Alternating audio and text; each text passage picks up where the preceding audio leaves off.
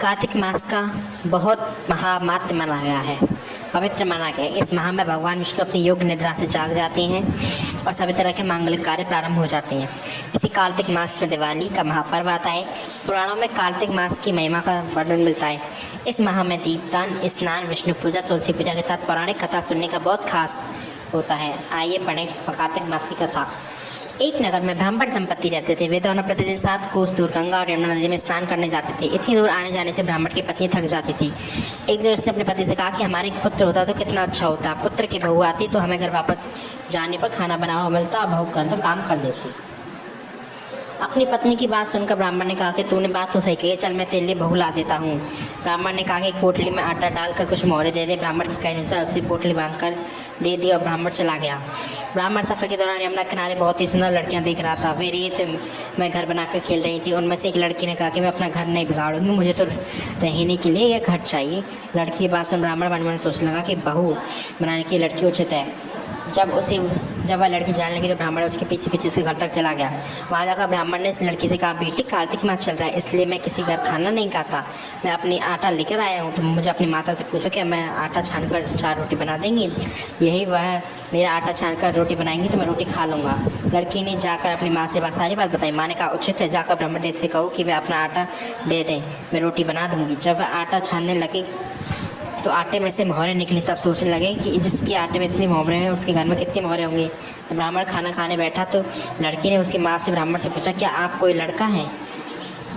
कोई लड़का है क्या? आप सगाई करने जा रहे हो? यह सुनकर ब्राह्मण ने कहा कि मेरा लड़का है तो काशी में पढ़ने गया है, लेकिन यदि तुम कहो तो खांड कटोरे से वाह करते तेरी बेटी अपने साथ ले जाओ।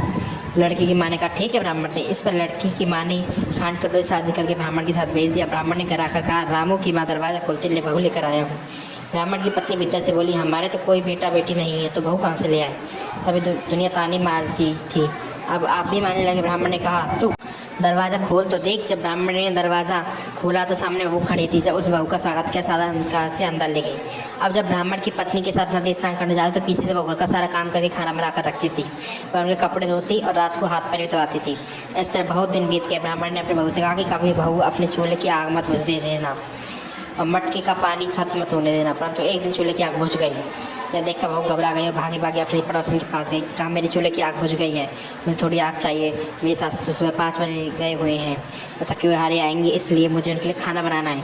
ऐसे उनके पड़ोसी ने कहा कि तू बावली है, तो ये दोनों मिलकर पागल बना रहे हैं।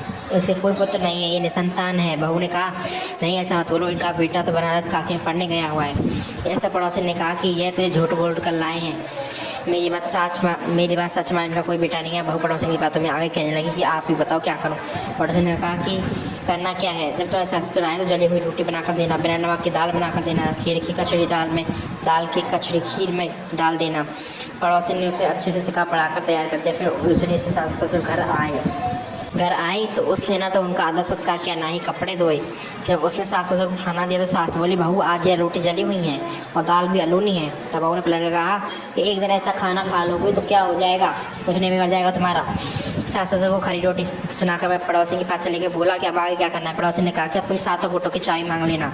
अगले दिन जब भी स्नान करने के लिए जाने लगे तो बड़ी बहू अड़ गई, मुझे 7 कोटों की चाबी चाहिए। तब ससुर ने कहा, इसे चाबी दे दो। तब सास ने बहू को चाबी दे दी। सास ससुर के जाने के बाद जब बहू ने दरवाजे खोले तो किसी में अन्न भरा था, किसी में धन भरा है और किसी कोटे में बर्तन पड़े हैं।